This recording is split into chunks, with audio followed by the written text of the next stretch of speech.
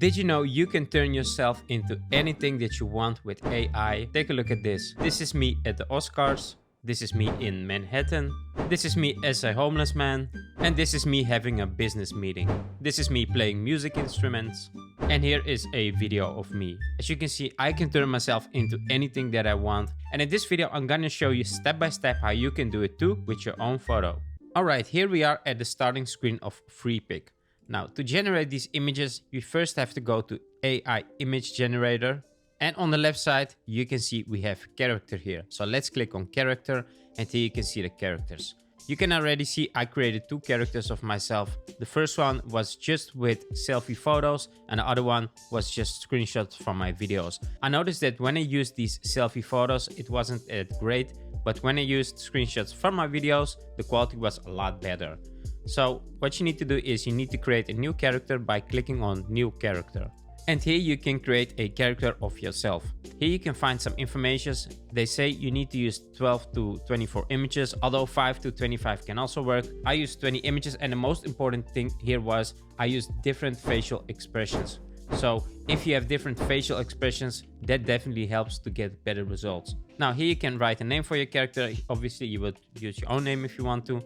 And here you can upload your images. Just click on this and upload your images all at once. Here you can select the quality. I used ultra quality because I wanted to have the best possible quality. It takes a little bit more time to train the model to create your character, but you will definitely know for sure you have the best possible quality. For me, it took about 10 minutes to generate, so it was fine. Once you have your images and you selected ultra or high if you want to, then just click on create character and it's gonna create your character. And here you will see that your model is being trained. So wait until this is done and then you can create your images. So once your model is done, here you can see we can generate something with it. When we go to mode, you can see we have different modes that we can use. You cannot use every mode for custom characters, but when you click on the mode, for instance, Mystic 1, you can see here supports custom styles, custom characters. So this one you can use. Mystic 2.5 supports custom styles, custom characters. This one you can also use. We can also use Flux 1. Here you can see supports custom styles and characters. And this is the one I used. So when you click on this, you're gonna write your prompt. What I did was I just wrote a prompt like man standing in Manhattan. Then I will add a ad and I will select my own character here. And that's it. And when you scroll down here, you can select a style. You can also select an effect, but I didn't change anything here. When we go down here, I did change this one, and this is the strength of the character. I noticed that when we use strength from like 70 to 80%, that was the best range to use. So you have to experiment with this, which works best for you. But for me, it was around 70 to 80%. That works great. Here you can just generate your image and the only thing you have to do is to click on generate and that's it. And here you can see all the images that I generated and you can notice that some of the images look really weird, like this one that doesn't look like me, these also. So you really have to create a lot of different images to get the best results, and the best thing to do is to just generate as much as possible and try to experiment also with Mystic and Flux. Maybe Mystic will work for you, but for me Flux worked better. Here you can also set the ratio if you want a different ratio, and here you can set how much of the images do you want to generate.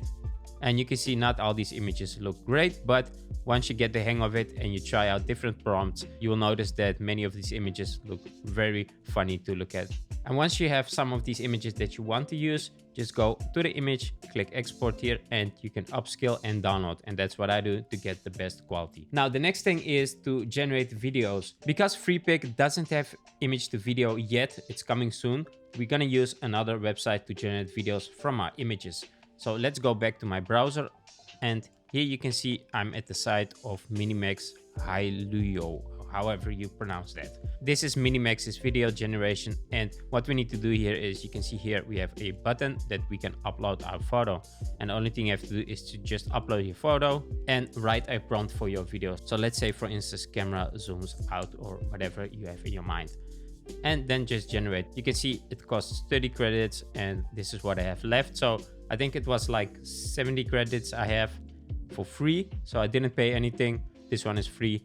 And then just click on generate and it's gonna generate. And here you can see an example I generated. This one looks okay, but some of these images look really weird. And this is another one I generated, and you can see it looks a little bit weird here, but this one definitely looks weird. You can see my whole face changes into something else. So with video, it's a bit tricky. You really have to experiment with different prompts and different kind of photos to get the best result. So that's pretty much it. Thanks for watching this video. If you want to see more AI tools, make sure to subscribe and like this video. Until then, catch you on the next one.